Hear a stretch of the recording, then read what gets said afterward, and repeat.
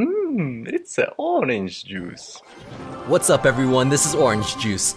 Elite Barbarians have shifted into the meta. An Inferno Tower can shut down a Royal Giant provided that they don't have any distractions or spells like Skeleton Army or Zap. Even if you adjust your Inferno placement against the Prediction Distraction card, the Inferno doesn't translate into a counter attack. Elite Barbarians can shut down a Royal Giant and offer an even more deadly threat by counter-attacking. For the same elixir, once they kill the Royal Giant, your opponent now has to deal with countering them. When there's a Royal Giant planted at the bridge, I'll counter with Elite Barbarians and immediately react with an Ice Golem. Generally, a Royal Giant is never sent in alone. It's usually accompanied with minions or a Mega Minion. This Ice Golem helps them soak up the damage, preserving your Elite Barbarians' health for a counter-attack.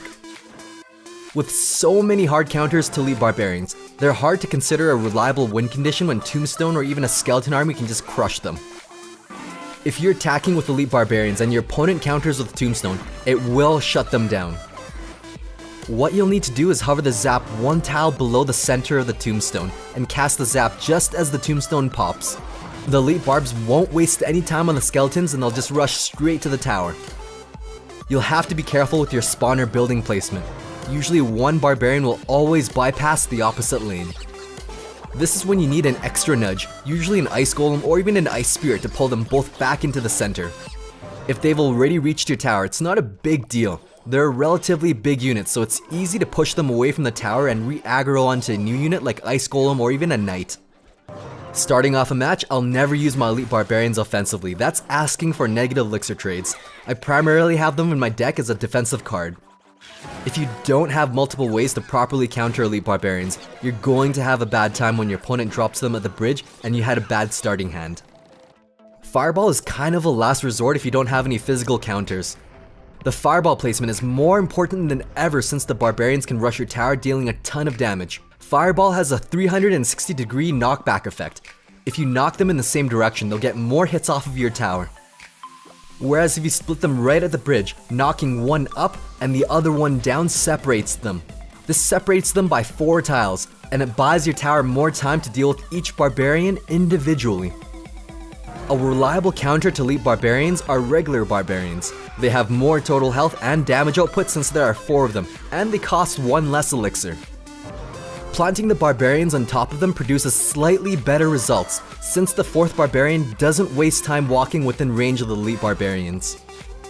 One Elite Barbarian takes 3 strikes to kill 1 Barbarian, so that's a total of 12 strikes needed to kill regular Barbarians. If you're pushing with Elite Barbarians, a good way to deal with this is to zap the regular Barbarians. This brings down the strikes to 2 each or 8 total, but I only recommend this if you're pushing or need to get rid of the Barbarians, since that's 8 elixir to take care of 5. The most basic counter against Elite Barbarians are going to be Elite Barbarians themselves. One-on-one they basically cancel each other out and they kill each other in exactly 4 swings. You could change the outcome of the battle completely by inserting any inexpensive card into the mix.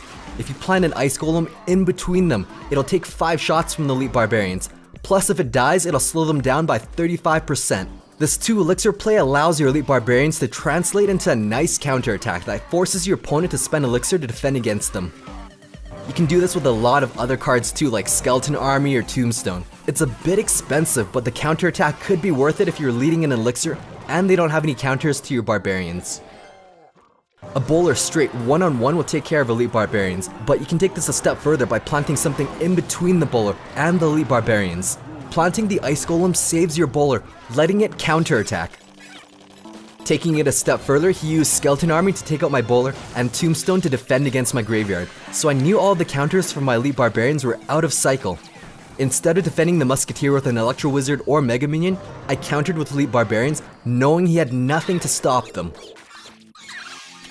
Guards are surprisingly underused in this meta. They can counter Graveyard and Elite Barbarians better than most cards can, since you can't zap or fireball their shield. Ice Spirit and Guards can completely shut down Elite Barbarians. The Ice Spirit absorbed the enemy's Ice Spirit and froze the Elite Barbarians, gaining a 3 elixir advantage. Ice Golem is going to be one of the best counters to Elite Barbarians because you can kite them into the other lane. The optimal tile is 4 tiles from the river. This exposes the Elite Barbarians inside the kill zone the longest. You don't have to worry about the timing since Elite Barbarians are so fast and the Ice Golem deploys slowly. There's a slight imbalance in the game when you're the only person to initiate the match. You're true blue. As true blue, you cannot kite the Elite Barbarians on this 4th tile. It also explains why you can sometimes pick push without the push and only on the left lane. However, even as true blue, you will be able to kite Elite Barbarians from the right side, while true red can kite both the left and right side. If you don't know if you're true red or true blue, you can't afford this risk, so you're going to need to kite the golem on the 1st tile. Another thing to note, if the Elite Barbarians are offset and planted on the side away from the center, the 4th tile will not pull one of the Barbarians, so the 1st tile will be the right play in this situation. Of course, knowing how to kite them is half the battle. You need something that deals damage and stays out of range like minions, musketeer, or archers. The 1st tile is also the best tile if you have a building like a cannon to counter Elite Barbarians. An ice golem should be planted on the farthest tile, so the Elite Barbarians don't aggro onto the cannon. The cannon also had the benefit of defending against the musketeer, fire spirit, and archer. Sometimes split Elite Barbarians can be a headache to deal with, but an ice golem brings them back into the center. Paired with a cannon, it's quite an effective counter. The Elite Barbarians couldn't even touch the cannon. A cannon deals quite a bit of damage, you just need to protect it. Here's a replay a clanmate shared where he froze them with ice spirits, distracted with skeletons, then attacked the Barbarians with a cannon, all while pulling the balloon, putting him in a 5 elixir lead with that monster defense. Sometimes if you overcommit on one lane, your opponent will send Elite Barbarians in the other lane. In this case I had a bowler on the right side, so my opponent sent it in the opposite lane. You just need to use an ice golem to draw it into the side with all of your troops. You always have an answer to Elite Barbarians at all times. Even after using a bowler and ice golem to counter his first wave of Elite Barbarians, I had my own Elite Barbarians to answer his mirrored barbs. If you want a really good positive elixir trade, plant Ice Golem to kite, then Ice Spirit to pull them back into the center. This completely shuts them down for a nice elixir advantage. Skeletons work even better than the Ice Spirit, and there's even less chance of messing up the timing with the Fortified Calcium. Using the same concept of a support unit and a kiting unit, if you see Elite Barbarians planted in the front, you can react with minions to deal with the damage, and a hog to kite the Barbarians to the center, then back up. If Elite Barbarians were their answer to your hog will get guaranteed damage on the tower. Another way to deal with this is with a ground unit to pull, followed by a support unit. This can be a musketeer to deal damage and an ice spirit to pull them, then freeze them. The musketeer will survive with a sliver of health. If you plant an ice golem in front of her, this forces your opponent to zap her. The bomber can do the exact same thing but for 1 less elixir. The only drawback of carrying a bomber instead of a musketeer is that you have 1 less anti-air option. You get the same results when you support the bomber with skeletons pulling the barbarians. It doesn't have to be a ranged unit either. Mini P.E.K.K.A works incredibly well when comboed with any other unit to shut down Elite Barbarians. It takes 4 Elite Barbarian swings to kill 1 Mini P.E.K.K.A. He acts as an excellent distraction, plus he can kill 1 Barbarian in only 2 swings. For 1 elixir, skeletons will tank 3 hits for your Mini P.E.K.K.A. Think about it as a 1 elixir advantage that forces your opponent to spend even more elixir to deal with a Mini P.E.K.K.A. If you have skeletons and a knight, they do the job for even cheaper. You won't have many counter options with this combo, but you'll have made a 2 elixir trade for this. Basically, any damage dealing card paired with Ice Golem to kite, Ice Spear to pull, Skeletons, Tombstone, or Skeleton Army to tank are going to be really solid in shutting down Elite Barbarians. Even an Electro Wizard, as fragile as he is, can be deadly when an Ice Golem is tanking. A less conventional method in stopping Elite Barbarian push is with a giant skeleton. The only drawback is that you need small units like skeletons or goblins to hold the barbarians in place while the bomb explodes. One of the best but least respected cards in the game right now is Tornado. Paired with an Ice Golem and Fire Spirits, this combo took out Elite Barbarians and a Miner.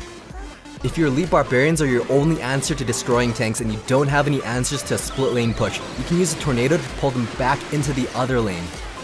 Taking this a step further, you can hold Elite Barbarians in the kill zone long enough with the help of Skeletons to shut them down completely. If you pull with Skeletons, you can cast the Tornado even lower to activate the King's Tower. If there's less than 10 seconds left in the match and you need to defend it out, Graveyard works incredibly well. You can't zap Graveyard, you can't fireball it, and you can't counter it with splash units. It's a very expensive counter that should only be used in the last 10 seconds. Aside from all of these counters, you have to alter your playstyle and assume everyone is running Elite Barbarians, or at least until you've learned what 8 of their cards are. Don't dump 10 elixir on one side of the map. Your opponent can just rush Elite Barbarians on the other side and take out your tower in seconds. At the end of the day though, there are hundreds of combinations of cards that you can use to counter Elite Barbarians. I hope this can give you an idea on how your deck can handle Barbarians. You just have to play a bit differently, and as if everyone has Elite Barbarians. I personally like this meta because it keeps Royal Giants in check. But just like Graveyard, this card single-handedly changes the way players have to build their decks.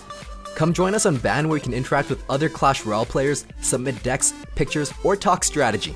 We give away $100 worth of gift cards every month. Thanks for watching. Stay tuned for more quality OJ.